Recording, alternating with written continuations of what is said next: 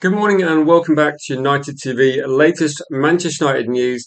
And we're going to go through some of the stories breaking overnight this morning. One thing I want to say before we jump into the Lewis Hall story is Tielemans' medical completed already. Apparently, he signed his contract according to Fabrizio. So, this is why when a week ago we were talking about Edison and the medical situation, when things happen, they happen rapidly. So that's why when I was making a thumbnail and saying, look, I think Edison deal, there might be something in this one. When deals go through medicals, usually they happen very quickly. So this was here we go yesterday, medical completed already, contract signed apparently according to Fabrizio. So done deal rapidly. So any other stories we see regarding potential medical issues, that's just to say, things happen incredibly quickly when things get going. And we're going to be looking at Lewis Hall, though. Lots of sources to go through. A few sources you might be familiar with, a few sources that are saying that they've got inside information, which I don't know. I think I have to be very skeptical with some of these, but suddenly there's a lot of Lewis Hall news out there. So before we go into this, welcome to the chat, Cody, Jules, Andy, Rob, and Neil as well. Hope everybody's having a good morning, and hopefully there's a bit of positivity as well regarding Man United. We signed a couple of players. Okay, maybe they weren't the players that certain people wanted. Maybe people are, I don't know, a bit surprised by Tielemans. Regarding Tielemans and looking at the news, 35 million. I think Tielemans has approached Man United and engineered that move because players being signed for Aston Villa.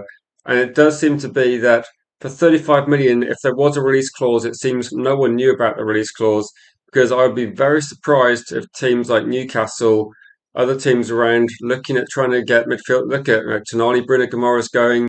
I think Tielemans 35 million. I think Newcastle would have been all over that. So I think Man United might got a decent deal from that move. And I'd be surprised if other clubs are not looking, thinking, damn, we missed out. I think Tielemans is behind this move and has engineered it. That's my theory. I can't prove that. But regarding this one, this story is probably one of the, like, from a Man United perspective, it might be an ongoing story.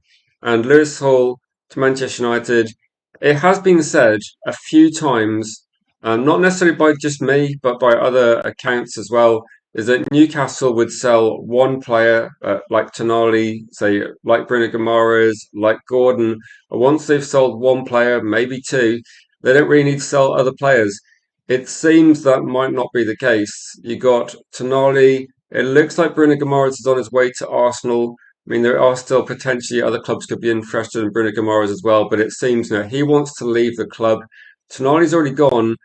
Gordon's already gone, and again, there seems to be a few clubs in the Premier League. I would say Newcastle United. You look at Aston Villa, you look at Chelsea. There's three clubs there where players are looking to start moving away. And the cycle of football does seem to be that when clubs look like they're on the way down, people are jumping ship. I think Newcastle one is a bit surprising, but I think a lot of players joined Newcastle a few years ago thinking that Newcastle would be able to spend massive, would be able to stay in the Champions League year after year.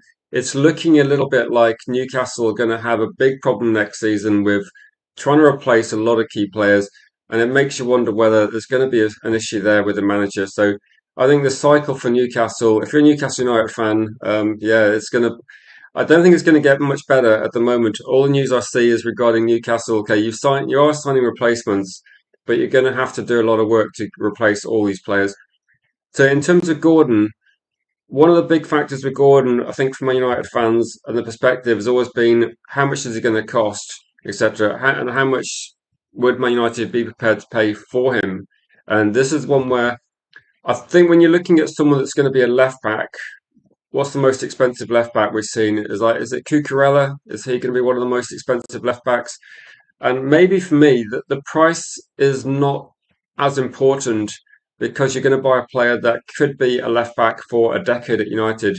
And the question we got really is because like Tielemans isn't very expensive, and because other players were signing Edison, even a third midfielder, I don't think we're expecting a third midfielder to be incredibly expensive. They're probably going to cost more than Tielemans. They're probably going to cost more than Santos, I would guess. But I don't think it's going to see a really expensive third midfield player coming in. I mean, maybe the most expensive would be potentially Alex Scott. That might be the most expensive player we're linked to. Maybe Boadi if the transfer fees to be believed, but they're the top end. Does this mean Man United have actually got the money to get Lewis Hall? Because we know he's not going to be cheap, and we can debate whether it's worth the price. But if you're going to get a player that could be your left back for a decade, does the price become not irrelevant? Like, not irrelevant because obviously we could be talking about a very high transfer fee for a left back, but does it become a sensible move? It's just what do people think regarding this one? Is it a sensible move to spend quite big on a left back in this window? I would say, whatever we think about the squad, we do need a left back. Whether you go for someone that's going to be like a backup to Luke Shaw that's quite cheap, do you go for a younger player coming up, or do you essentially? I think Lewis Hall comes in, fights for the position, and I think most people see him as a successor in the short term as well as long term. Um, yeah, we're going to like leave Tillemans a little bit. I know people getting a little bit angry yesterday and say Uh, yeah, that's what I mean. He was done already, which makes me think that Tielemans engineered his own exit. That's what I'm thinking. Like the release clause, 35 million. I don't think the release clause was common knowledge. A lot of contracts are pretty secretive. I know journalists will sometimes like try and guess the contracts, but they don't really know. And when we saw, I think the best example of journalists not knowing the contract is Ben Jacobs saying that he thinks that Elliot Anderson's going to be cheaper in the summer. And I think Ben Jacobs, he might have been the person that said if West Ham get relegated, then Matheus Fernandes is available for 35 million or something like that. I mean, when you think back now, it's absolutely crazy, isn't it? Like these stories were just they had no idea what was in the contract. I don't think anybody knew that Tillemans was available for 35 million because I think Newcastle would have seen him as a player they need to get in to replace like Bruno Guimaraes, Tonali, just because they need to get some players in quickly, and it would be. It would be a good deal for Newcastle. I think if Bruno Guimaraes leaves for like 60-ish, and you can get a player in cheaper, it might be a sensible deal for Newcastle in the short term. Welcome to the chat. Is this Tunku? Light Spirit Body says, from what I've noticed, United are moving secretively. Lots of players linked as distractions. Also, I don't think Man United are necessarily linking these players. That this is a lot of journalists, and I think Man United would genuinely be speaking to a lot of players. United, that it's pretty much known that they did speak to Newcastle. They got some prices. We talked about this probably maybe 6 weeks ago, maybe even longer ago, about Bruno Guimaraes was a £60 million signing. Tonali was a £100 million signing if Manchester United wanted to go for those players. So I think they did their homework. I think they found out how much these players cost. And every story we've covered on the channel for the last 2 to 3 months, the prices have pretty much been exactly what we thought on day one. So there has been no reduction. If anything, the prices might be edging up. Matheus Fernandes went for what we thought he would go for, the top, the very, very top end. I think most people thought it'd be cheaper. So now people are looking at this thinking, right, how much does Lewis Hall cost? That's probably the big thing here. And also, do you think Lewis Hall is worth spending whatever it takes to go for this one? So I'll jump through the comments. I'll try and get as many comments as I can for this one. I put a range of prices because 50 million prices is going to be, it's going to be a bit cheaper. Good morning to you, Isabella. Hope you're doing well. I actually got up probably the earliest I've got up for a long time today. So I've got into a good routine after the World Cup messed me up a little bit. These journalists are in the mud, says Jules. Honestly, a lot of these journalists now, this is probably the first window where it's literally like we're not seeing anything coming from the club, where we're not seeing things coming from Manchester United. But what we're looking at is we're looking at agents that push out stories. And I honestly, the too many situation, I still saw something last night with Andy Mitten on a podcast talking about is too many available. It feels like one of those films where the story's just not going to die. The story's like one of these things, like you stab the story, it's coming back. We kind of need to like incinerate this story, but it's going to keep coming back until I think until the transfer window closes, there'll be some journalist somewhere saying, too many, he might be available. And I'm thinking, God, there's more like one more things in Colombo. And I think we like this one. Hopefully, too many. I'm going to try my very best to never mention too many unless I say this hoping that something doesn't suddenly happen, but unless there's like some serious information out there that does change the story. And I guess the only thing that would come out is if we saw Real Madrid linked to a very expensive midfielder that potentially looks like a replacement for too many. And again, it's not a great story. It's a bit annoying from a Man United perspective. So let me go through some of the comments, and I think Lewis Hall comments are going to be interesting one. And like Spirit Body says, agents putting out stories. Exactly. I think agents are. I suppose that they're doing their best for their client in some way, but you have to look at Matheus Fernandes and go, right, you've ended up at Spurs. Was that part of the plan? I don't know. It might be a stretch. It might be a bit of copium. If you end up at Spurs and go, yeah, great, perfect move, then yeah, I don't know. So I would be. You might get a little bit more money, but you're at Spurs, so it's yeah. So a random idiot, which I'm sure you're not an idiot, says great to find. So it's rarity to find great fullbacks. I'm not sure who United would pivot to without dropping off steeply in quality compared to Hall.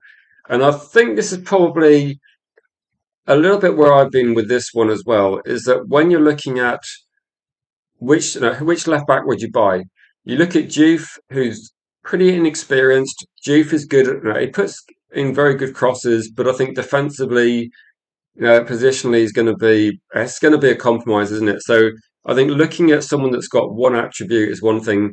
I think Lewis Hall, the biggest compliment I can say is people I know have watched him, like Jules in the comments, and he went to watch Manchester United versus Newcastle, said Lewis Hall after the match. I remember Jules messaging me saying, we got to sign Lewis Hall, looks exceptional.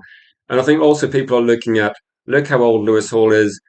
At some point in the future, Lewis Hall is going to be locking up the left back position for England in a very good English team. And it feels a bit like that nobody is sat here thinking, oh, Lewis Hall's, he's rubbish. Like everybody would look at this and go, like, who are the better options? Like Kadioglu, again, is quite good attacking wise. He's got a bit of versatility, can play a few different positions. Is he going to be as like? Because if you're a Man United player, forget playing at Brighton. Like you can do whatever you do at Brighton, and people will probably give you the benefit. Like Brighton are not in a title race, are they? Brighton are not expected to win European competitions. The expectation of Man United is you've got to be playing at a different level. Is Kadioglu, other players, are they capable of putting in those sort of performances week in, week out? Is Lewis Hall capable of doing that one? And is he the best option? Like we have talked about this a few times, and a lot of people say he is the best option. Like Spirit Body says, Hall in a heartbeat. Almac is saying that I'm not familiar with this player too much, but you're saying left back, 6'4". That is big for a left back. I mean, that is big. Does he play centre back as well? Is like left back, left centre back? But that is big. And you're saying Vavell and Wilcox won't go for him. I don't know enough about that player to say too much regarding that one, but maybe if you're in the Discord or if you I could look at that one, but I'm not so familiar with that player. Wisdom says if you get Lewis Hall for £70 million, loan out Rashford, which would be a Rashford loan, or I saw something this morning which said Mason Mount. Man United have apparently turned down offers for Mason Mount, which makes me wonder. That doesn't really make a lot of sense to me. I know Mason Mount was pretty good in the last game of the season. There's no doubt Mason Mount, it's not a terrible player. But if I don't know what the situation with that one is, I guess maybe with the squad, the situation, and maybe like rotation. I think most people here would go get Mason Mount's contract off the books, but I think maybe we're going to see like Mason Mount has one more season, and we're going to see like Maguire has one more season. It's going to be until we can get replacements in. We're going to have a bit of a compromise in terms of like some of the people in the squad. I think also Lewis Hall. I think it's asking a lot for Luke Shaw. Like we can't we can't go a season without signing a left back, in my opinion. Like I said this last year, we had to get a goalkeeper because we had no credible goalkeepers. Luke Shaw's a credible left back, but there's no way he plays the amount of games required, and there's no way Luke Shaw can play, on the Wednesday, Saturday, Wednesday, and where games become like thick and fast. Particularly, it's. I know he's had a bigger rest because he hasn't played for internationals for England, but I think you've got to be sensible.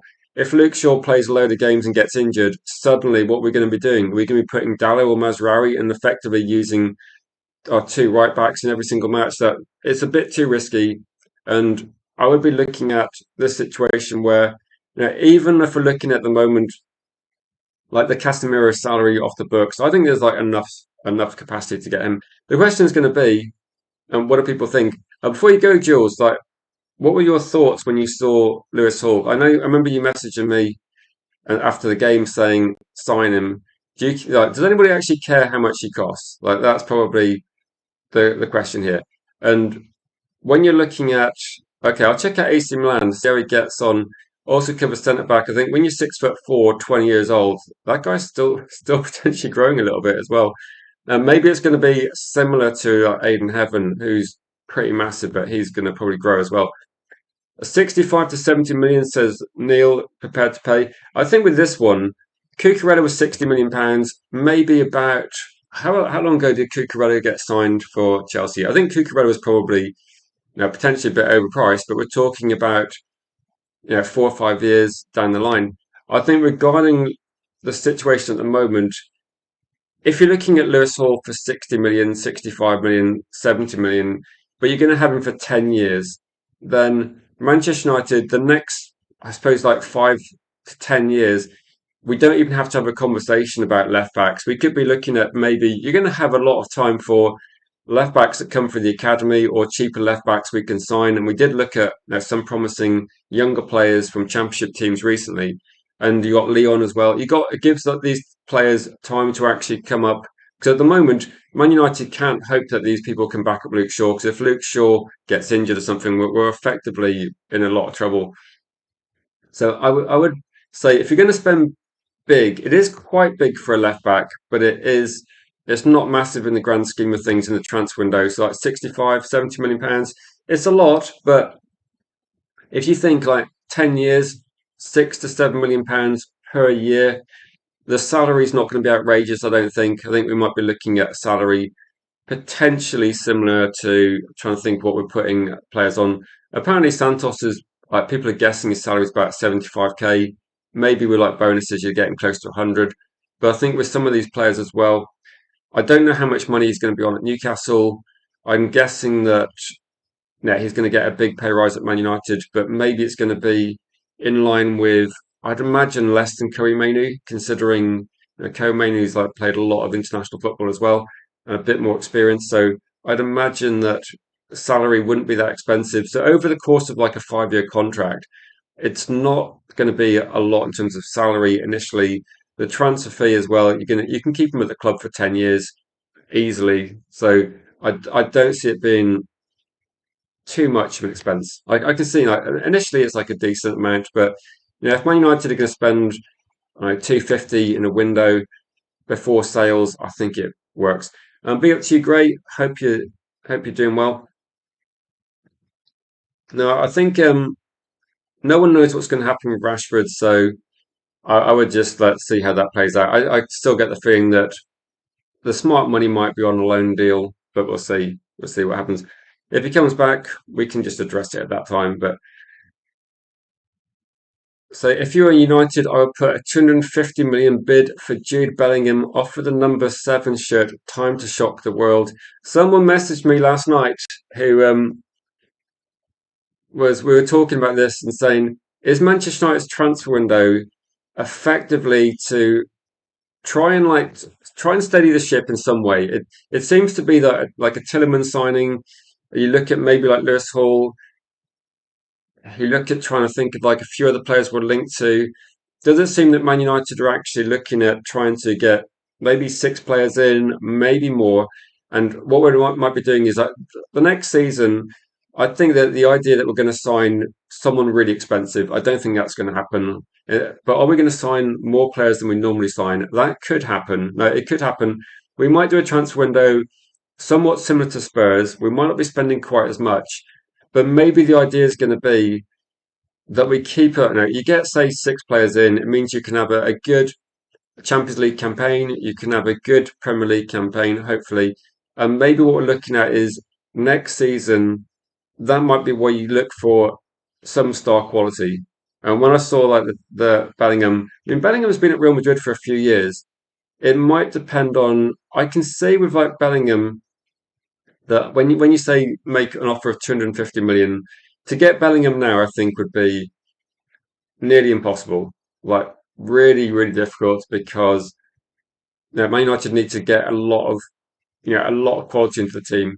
So when you look at the situation now with someone like Bellingham, you're not the first person to say it. So it seems that I don't know if it's because he's doing well in the World Cup, but I've seen other people say, "Can we get Bellingham in a year's time? If we prove ourselves?" And this is what someone messaged me last night, and he's a big football fan and watches a lot of YouTube. He just said that he thinks that Man United will go for Bellingham in 12 months' time. We'll get like quite a lot of players in, at least six this summer. We'll get to maybe like this is a prediction. Like we'll get to like the knockout stages of the Champions League. We'll finish again high up in the Premier League, Champions League positions. Then we'll go approach players that maybe at that point Bellingham might not have that much left on his Real Madrid contract. Is Bellingham going to be wanting to come back? And maybe what if Bellingham wins competition with England in the next week? You never know. What if Bellingham wins the Champions League of Real Madrid? He's kind of like then if he's won most of the things in football, would he come to England to join England's biggest team, potentially to become a superstar in the Premier League? I don't know. It sounds a bit of a stretch. I mean, I'm a big Bellingham fan, so I kind of got on board with that. But I think there's a lot of things to happen before that one. And Winston Better says you increasingly caring say more how much we buy for. I've seen zero negotiation skills. It's either release clause, what the selling club wants, or over the odds. So yeah, at the moment, I don't see any negotiation at all. I don't see negotiation with like Man City. You could say Man City did a similar sort of thing where City spend what Forest want. We see Spurs are pretty much spending what clubs want. It seems that at the moment, I don't see any negotiation, any deal. Like we're seeing players go for the release clause, or we're seeing players go for effectively what the selling club wants to sell them for. So at the moment, I'm trying to think if there has been any negotiation. I mean, even Arsenal are trying to negotiate with Bruno Guimaraes. Newcastle saying no, this is the price. So I don't think there's a lot of people getting much leeway in the market. Just to go through a couple of other things, I did say that there's a lot of Lewis Hall stuff. So you got one journalist like Graham Bailey does post out reasonable amount of things, which sometimes is accurate, sometimes it's not always as accurate. There's a couple of sources here claiming exclusive, saying that Man United prioritizing Lewis Hall and they're claiming to have sources at the club, which, like I said, we don't know 100% where these sources come from. All I know is that suddenly there's a lot of information appearing regarding Lewis Hall. So, is this going to be an indication that Manchester United are going to be going for a move for Lewis Hall? There's sources saying they think Lewis Hall would be open to a move. Has things changed? Because at the moment, I don't think anyone is expecting Lewis Hall to push away from Newcastle.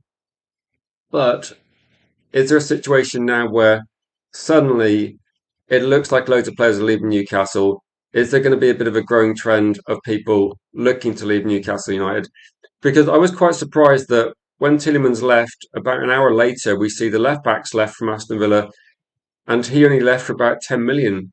So suddenly, regardless of what you think about Digne or you look at Tielemans, regardless of what you think of those players, Aston Villa have lost two first team players and they've only got £45 million. They're going to have to replace those players and it's going to cost them a bit of money. So if you look at, let's say, Ollie Watkins, somebody was saying this morning, I think it's on a different channel, that Ollie Watkins might be available and Ollie Watkins might be available for like 20 million. I don't know if there's any stories being pushed regarding that one because if Ollie Watkins was available and the price was about 20 million, it's a massive no-brainer. Get him in straight away. So I can't imagine for a second that if Ollie Watkins pushes away from Aston Villa and the price becomes about 20 million, I'd get him in 100%. Like it's like in terms of like backup, it's someone that's going to be you know competition as much as backup for Sesko. I think that would be a good signing. And we had a debate last year where even when we're talking about Ollie Watkins as the potential alternative to Benjamin Sesko, at the time people thought 60 million, and a lot of people were saying, if he's like 40 million, definitely take him. Maybe we're going to get to a situation where the price is actually about that. So again, I don't know.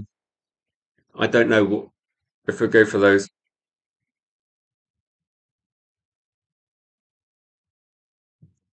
Any chance of getting Kane? I think it's I think it's really unlikely to get Harry Kane. Is my gut feeling. I don't see. I don't know. I don't know where Harry Kane goes. Like, if Harry Kane comes back to the Premier League, where would he go? Actually, like, he can't go to Arsenal surely because of the Spurs history. You'd look at Liverpool. Liverpool have already got Isak and Ekitike. You'd say it can't go to Man City, really, can he? They've got Haaland, unless Haaland goes, in which case maybe. I don't know. I'm not going to say he would go to Man United, but you never know. You never know. If Man United got Harry Kane and Bellingham, it would be interesting to say the least. I'm not going to say it's going to happen. It'd be genuinely surprising. Biotchi Malps, do we have 70 million for Lewis Hall? Says Almac. I think the money's there. I think considering how much we're spending, if you consider how much you can, no, 70 million pounds. If we're talking about a midfielder, no one's going to say 70 million pounds is expensive. And if we're going to be spending 35 for Tielemans, 50 for Santos, if we're going to be looking at another midfielder that ends up costing, I don't know who's going to be the third one, but if we're looking at Kone, for example, he's only 43 million. And even if the price edges up, it would still only be like up to 50 million. Then I think no one would be surprised if Man United spend 70, 80 million pounds on a midfielder and got a left back for 35 million, say, for example. So it doesn't really matter to me how much Lewis Hall costs if you think it's like a sensible price. Like I'm not going to sit here and say he's going to be 70 million either. That's just kind of a top end estimate. It might be that he goes for a bit less. So and Kazi says we've fallen so much behind if it wasn't for the Man United name. So we still we got some pull. I would probably be saying now that based on finishing, like we've got Champions League football now, which is definitely a factor. If Man United can then, you know, probably, probably, you I think like one year of Champions League football is one thing. If Manchester United can then do it again next year, prove it wasn't just an anomaly, prove that we're actually, Michael Carrick can do the whole season, Champions League plus the Premier League. If we have another season where we finish similar in the Premier League and do well in Europe, I think maybe then players would get the confidence. I think either way for Man United, the squad will be improved each year. Hopefully, I mean, hopefully Michael Carrick is able to kick on from last season, and hopefully we give him the options to do that. I think in terms of this one, the striker situation for me is the same as the left back situation. You've got one option, and if you don't have that option available, like if Sesko gets injured, we're just seeing Mbeumo being pushed into the striker position, and it's not ideal. It's not something that a club of Man United's like status should be doing. I know we've had to have this nonsense for a while, but it's not what we should be doing. And Jay said that really happy with the Tielemans deal, leadership experience which he brings, and say a bit surprised it's a 5 year deal. I thought it might have been three with an option. Yeah, five is like a. I thought this as well. When it first came out, I was thinking, three plus one maybe would make sense. He's like 29 to up to 32. But I suppose this one, this is probably the reason why Tillerman's happy to sign as well. Maybe it depends on his contract and say yeah, players want security as well. This is going to be his last contract probably, isn't it? And it might depend as well if Man United if the wage is going to be sensible as well. I think that could be a big factor. So I did see Slice of SIB there. Good to see you in the chat. Hope you're good. And so either we get Kone or Belieber for myself, hopefully both. There has been a trainer, like sort of a thought from some people as well, is because we got quite cheap midfield deals so far, is there a chance we go for actually four midfielders? I'd said myself, it feels a bit unrealistic. And the reason why I was thinking, yeah, the reason why I was thinking it's unrealistic is because I think Man United need to get a left back. I think we need to get another striker. And we should probably be looking at either a centre back or maybe looking at options on the wing. Like we do need a bit of depth in most positions, don't we? So if we got four midfielders and address these, if we end up signing seven players, for example, then I think maybe that people would be a bit happier. I think at the moment it's very difficult, isn't it? That we've made a couple of signings. They're not expensive Galactico signings. People, no, a lot of people are generally happy with the signings. I'm quite happy with the Santos signing. I think he's a really good player.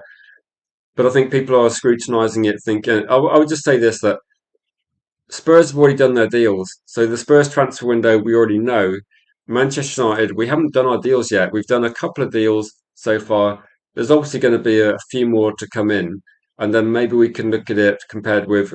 One thing I would say is Man United last season, Spurs last season. We were obviously a lot better team than Spurs based on like the league position and performances. And Spurs will improve a lot with the signings they've made. Manchester United, hopefully, hopefully we improve a decent amount.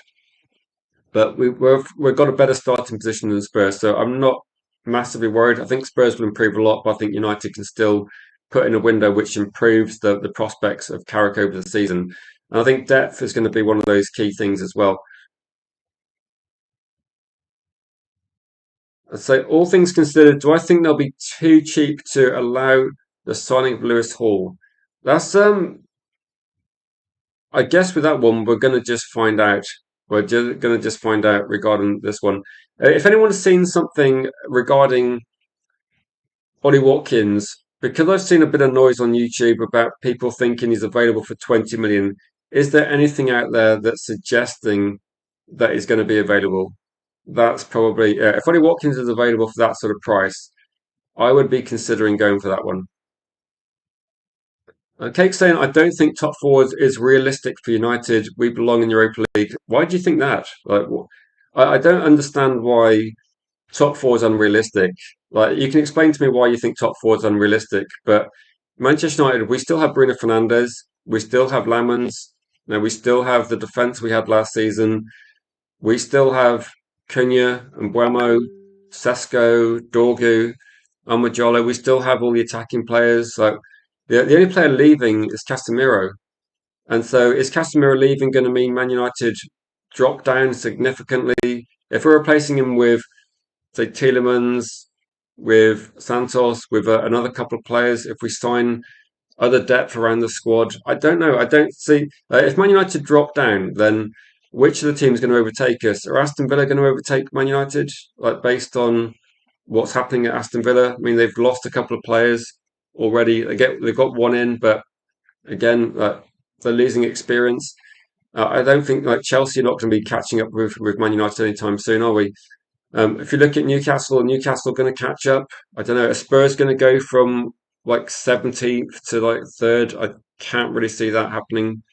But I think top four is realistic. I don't see any problem. I don't see how you go from being the team that accrues the most points from January to June, and then suddenly you can't get top four. I don't see how I don't see how we drop off that much. But we'll see. We can have a debate at the end of the window, and it's absolutely fine. Don't forget we have Mason Mount fit. Yeah, we do have that as well.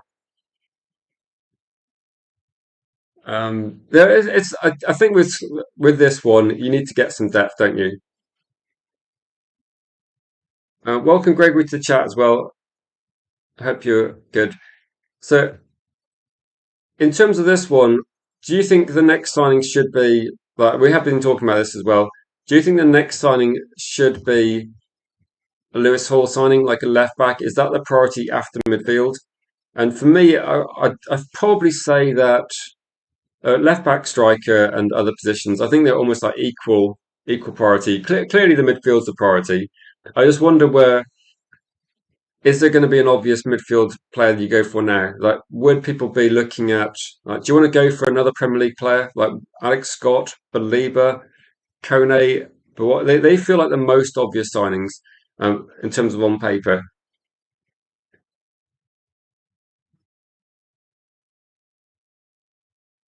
So, Juve is the cheaper option. Yeah, he is a cheaper option. I think he would be. Last time I saw about Juve, he would be about what 25 million.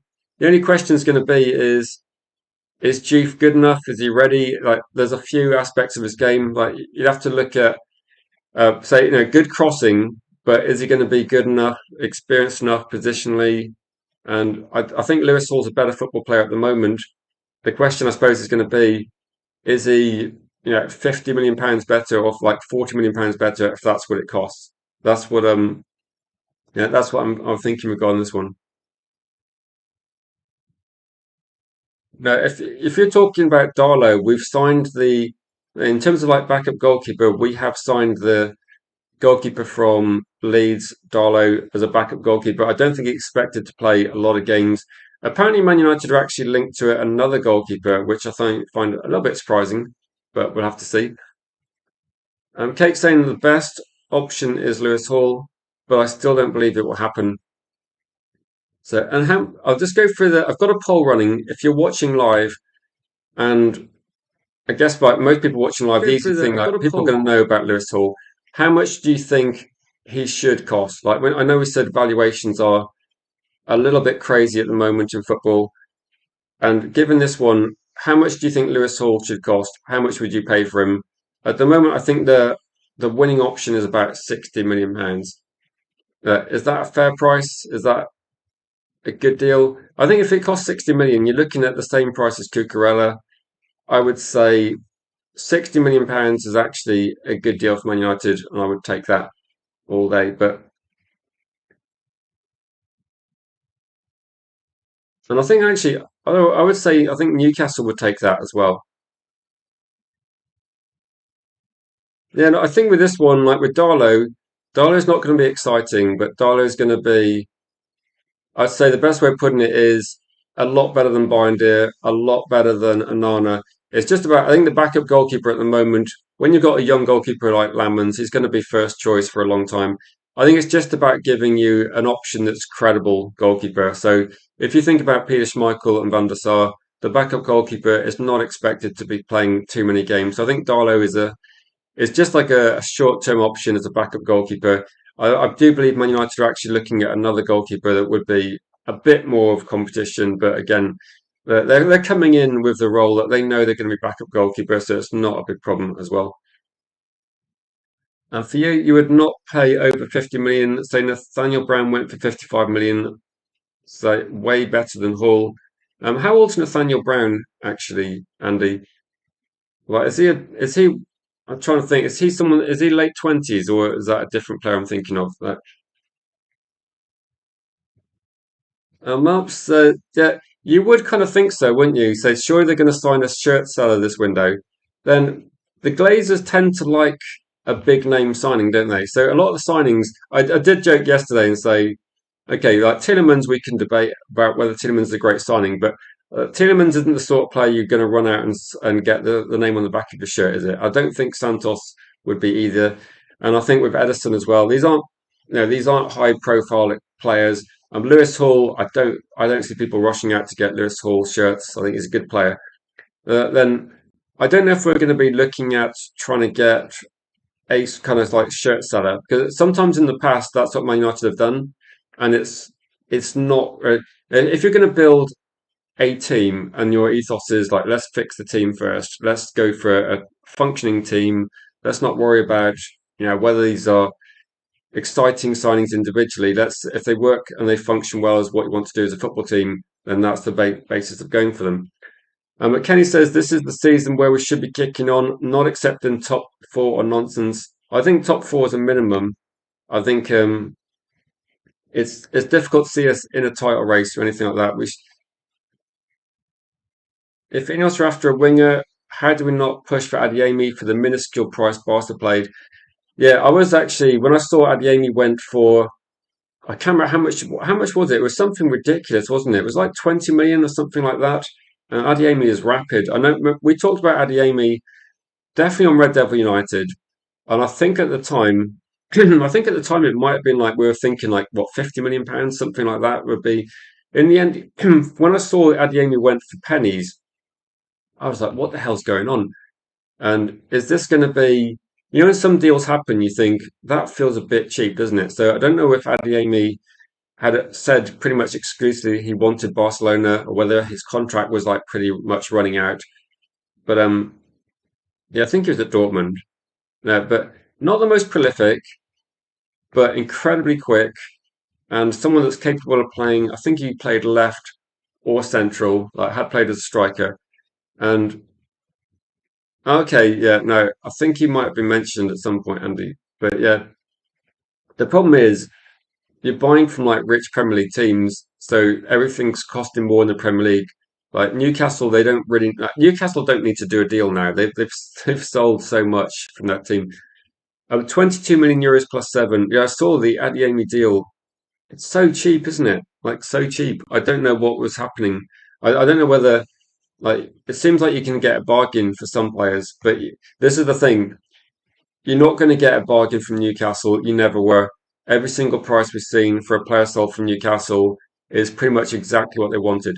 I don't think they've actually come out and said how much they would want for Lewis Hall. Like we know the price for Tonali. Like we pretty much knew exactly what was going to happen with Tonali and Bruno Guimaraes, didn't we?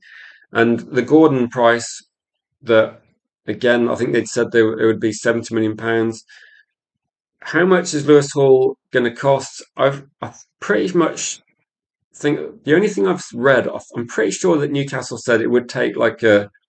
I'm sure it's like Cucurella type money, that sort of price. So I'd be thinking it's going to be that sort of price. Big up to you, Daz. Barcelona tapped him up. It might have been. It might have been. It feels a bit like there's something's happened there, where Barcelona have got him to pretty much come out and say, or just choose Barcelona.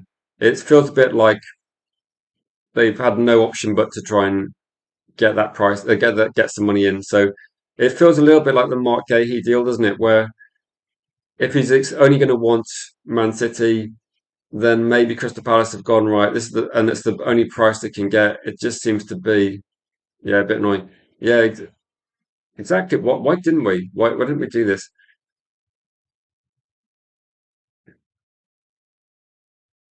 And would you take Balde from Barca? I've heard that Balde's got some like injury issues and fell out of favour. I don't know. It looks like Balde 2 years ago. It feels a bit like It reminds me a little bit of Rafael Leao, like career trajectory, where you go from being incredibly expensive, highly sought after. I think Balde. I'm sure there's like some issues there that's making me think, maybe not, maybe not. Um, Newcastle linked to Neco Williams. I don't believe they particularly value Hall as a player. Maybe what Newcastle are doing here is, if you look at the situation at Newcastle, like the amount of money they're selling players for, and we know there's going to be, for Newcastle, I think if they're going to be losing, say, four key players, if you lose Gordon, you lose Hall, you lose Tonali, you lose Bruno Guimaraes, you've got to replace those with more players. I think that they need to get. I think the last season showed that Newcastle had a good 11, but when they had some injuries, their squad was nowhere near deep enough. So it might be that. No, I don't think this is ideal for Newcastle, but I think Newcastle might have to sign players that aren't as good as the players that have left, but they cost less. And maybe depth is going to be the key for Newcastle, which it does feel a bit like a weird situation at Newcastle because they're going to have no European football next season. So, if anything, they could benefit from just having a good first 11 and a few options. They should have done. No, they should have done more last year, but they weren't really able to do it financially.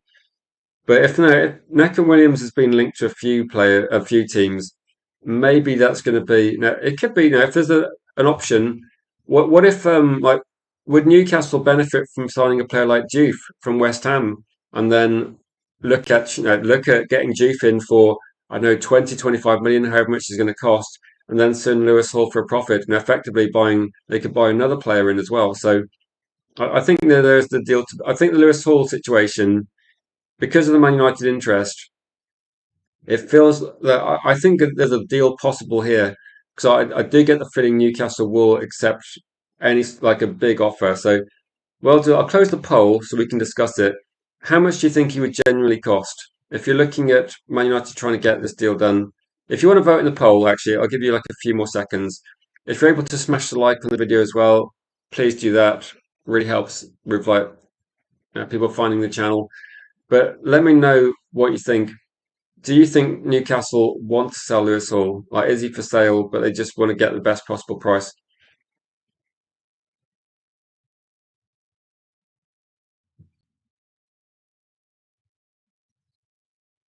No, I think most people know like the business side of it. As Chelsea fans, they're well aware of it. It just seems that from a Man United perspective, it's a bit disappointing, isn't it, when what we see on the pitch is not good enough a lot of the time. Regarding this one, according to like some sources, towards the end of the season, I think Toon Tactics, the Newcastle channel, was saying that, and I think other people were saying that. I don't think he dropped him. I'm sure that Lewis Hall had. I think Lewis Hall had some. Did he have an operation or some procedure, and he wasn't available? It was an injury-related reason, so he wasn't dropped for like form reasons. It was because he was recovering from an injury, and there was some issues regarding that one. So no, Dan Burn wasn't, wasn't valued more than him by Eddie Howe. I think it was like Lewis Hall needed to take a few games off to recover from something. So I don't think it was. I don't think it was. I don't think there was much drama there. But yeah, with this one, if Lewis Hall wants to play for England, I mean, well, I suppose Luke Shaw didn't manage to get into England squad. Maybe he sees like for Lewis Hall. I can't imagine a scenario where he wouldn't be wanting to jump to Man United. You've got Champions League football. You've got Luke Shaw there, ready to be replaced, it would be the perfect time, wouldn't it? So this is probably the one season where if you're a top quality left back, you look at Man United, you could come into the squad with a genuine chance to make that left back position your own. So I think this is probably the best, like the perfect timing for someone like Lewis Hall to jump ship. And I think it makes sense as well. I think Newcastle want the money, so it feels a bit like the stars are aligning with this one for me.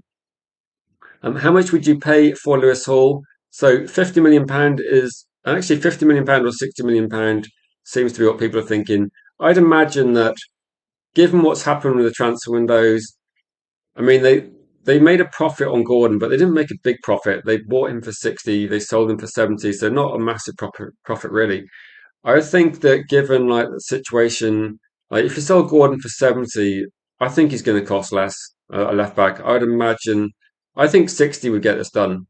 I might regret saying that because transfer fees have gone ridiculous, but I think 60, like I don't think you should have to pay more than that. It's still a lot, but I think that would make a lot of sense in terms of this one.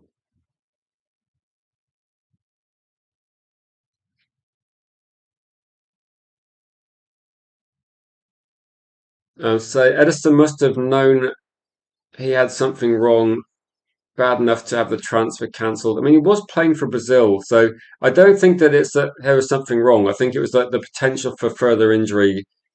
There was definitely something there. I think in terms of like knee injuries, I think it's when you have knee injuries, it's how well you recover and what's the likelihood of having another knee injury issue as well. But no, Atalanta they're not. They have done this a few times, haven't they? Sold players that are not in like amazing health. So I think if I was Man United or any other team, I would be looking at Atalanta very, very skeptically, according to like what they do in deals.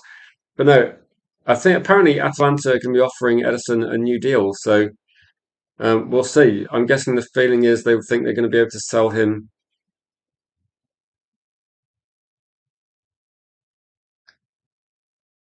Yeah, to be honest, that's too much information, isn't it, Kingus? If anyone's got any final questions, say who's the CDM this window? Maybe Man United. As a guess, it looks like Man United might not be signing a six. That's what it looks like. It looks like they might be looking for more hybrid players. And again, that's just what the news seems to be. And at the moment, Man United has signed two midfielders. They probably get one more. Um, I don't think we're going to go for the profile that people think. Like everybody thought we are going to go for too many. Maybe in terms of this one, just a quick last question. If you can pick a third midfielder, do you think it's going to fit in perfectly with what we've got so far? We've got Kobe Mainu, we've got Santos there, we've got Tielemans now. Who do you want as the next midfielder? Like, who would be your, you know, say, final piece of the midfield jigsaw in this window? Don't say Bellingham because somebody said that early on, and there's no way Bellingham's leaving for a rebuild. If he wants to do the rebuild, it still feels a bit unlikely. Okay, yeah, Eddie Howe could be under pressure this season. Like maybe this is going to be where it runs its course, possibly. So, Cody, you've gone for Boadi. You know I want Boadi as well. I'm actually thinking, like with Tielemans, Santos, Kobe Mainu, I feel like we need a bit of athleticism in the team. I feel like Boadi would bring that. I think we need to get someone that's as close as possible with like what we'd have got from Elliot Anderson. I think we need someone that's going to be quick, mobile, strong, anything like that would be absolutely fine. Is Andy Mitten reliable? He's saying too many deal is not dead and could still be on. I don't believe him, but he's saying we need to move on. We need to move on from too many. So Andy Mitten is generally considered as like generally credible. Like Andy Mitten, I think Andy Mitten gets information from the club. Some people will say that he's just putting out information that the club want him to put out. So I would just say with this one, like, yeah, I'm being diplomatic, but Marx is saying that he's a spokesperson for, say, Glazers and Ineos, and I think he's definitely considered as someone that would put out information that the club would want him to put out. Like, he's not going to come out and say, I don't know, he's not going to criticize the club, so he's going to put out information they're happy with. So, but again, because he said this, and because Andy Mitten is saying the too many deal is not dead, if the too many deal does not happen, and he's just signed a new deal, but signing a new contract doesn't mean that you won't get sold, but it does make you think that too many has got 100% of the power. He's got a long-term contract at Real Madrid. He would, if anything, he'd cost even more now. He's got that contract. Probably got a pay rise, so again, it would cost even more. Andy Mitten can say this, and we don't know whether it's going to be true or not. But I think people like Andy Mitten, they've got quite a big platform. A lot of people take notice of what they say. So I think he has to be careful because once you lose credibility, it's quite difficult to get it back. There's a lot of in the know accounts that were categorically stating that too many coming as a fact. There are a lot of in the know accounts that were saying that Matheus Fernandes is 100% going to happen. And they also, similar accounts were saying that there is 0% chance of the Edison deal falling through from a medical. So with any of these stories, I think it's really important to acknowledge that no one has all the information apart from even a medical. Like no one knows if you're going to pass a medical. Usually you don't fail a medical, but I think people have to be very careful about. I think these accounts, Andy Mitten, if Andy Mitten keeps pushing the story out for the whole season and Man United don't sign too many, I think there might be a few people that look at it and go, right, Andy Mitten, if you start going down that route where every story you're talking about doesn't happen, yeah, it's not great, is it? Did he start the Spanish? Was he the one that started the speculation? So yeah, it's for me, it's not helpful. It's because as fans, like when I'm doing my channel, I will discuss the news. So if Andy Mitten and if other people start jumping on the too many story, at some point we will cover it again. And I might say the same thing I said last time, where I think I said before, it's a contract negotiation. If it goes on and becomes like a Frankie Jong type story, all that's going to happen is Andy Mitten will just be Andy Mitten's like what's the word status in terms of a source will just drop, and so in a year's time, if Andy Mitten's saying things and he's like, people think he's the boy that cried wolf and go, Andy Mitten said this is going to happen, but we think it's rubbish. If he starts getting regarded as similar to Indy Carla, who just posts sensationalist stuff a lot of the time, and a lot of the time it doesn't happen. Yeah, it's bad, isn't it? Well, at the moment, given the transfer window, say, yeah, 200k was plausible because, like, Man United could give him 200, 250. Seems sensible. If he's going to get 400, I don't know what he's going to get at the moment, but I'd imagine it's a big increase as well. So Andy Mitten, yeah, so don't shoot the messenger if I'm the messenger, but yeah, Andy Mitten keeps saying it, keeps saying it. I say, and Andy should be careful because if he loses credibility as a content creator, it's not ideal for him. As I think Ornstein, I'm trying to think what he said. I can't remember off the top of my head, Mark, so I can't remember what he said. But I think with Ornstein, they probably said when Too Many signed a contract, they probably said he's going to stay. I think that's what most people are thinking. I mean, most Man United fans don't see why Too Many would want to leave, and they don't see why Mourinho would want him to leave. And it doesn't seem expensive. Yeah, but Too Many has said all along he wants to stay at Madrid. So I mean, I said it had a 3% chance, so I don't know. So I would like really, guys, try and forget about Too Many. It's not going to happen. And if it does happen, then I'll be more surprised than anybody as well.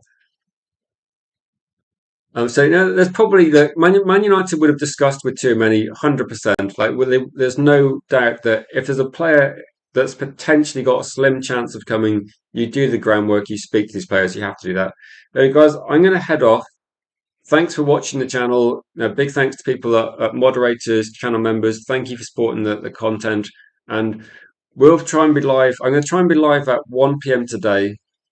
And yeah, I would say at the moment, David Ornstein is still the number one in terms of like reporting accurate news at the moment.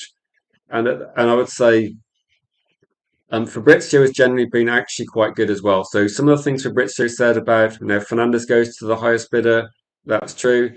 The price regarding Bruno Guimaraes, Tonali also has become true as well. So I think Fabrizio Romano is actually doing okay with his news. I think Ornstein's been pretty good with his information as well. Um, if Andy Mitten keeps pushing it too many, then I think people are going to be paying less attention to him. And if it does happen, then yeah, suddenly he's like top of the tree. But I just don't see it.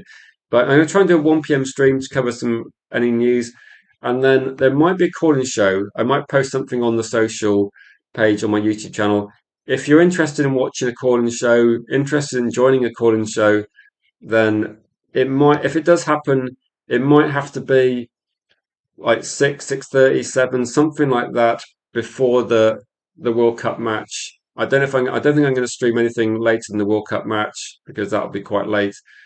But there will be something potentially around about the 7ish mark if we do a call-in show. So if you're interested in watching the call-in show, getting involved in the call-in show, because the focus of it would probably be, right, we signed Santos, we signed Tielemans.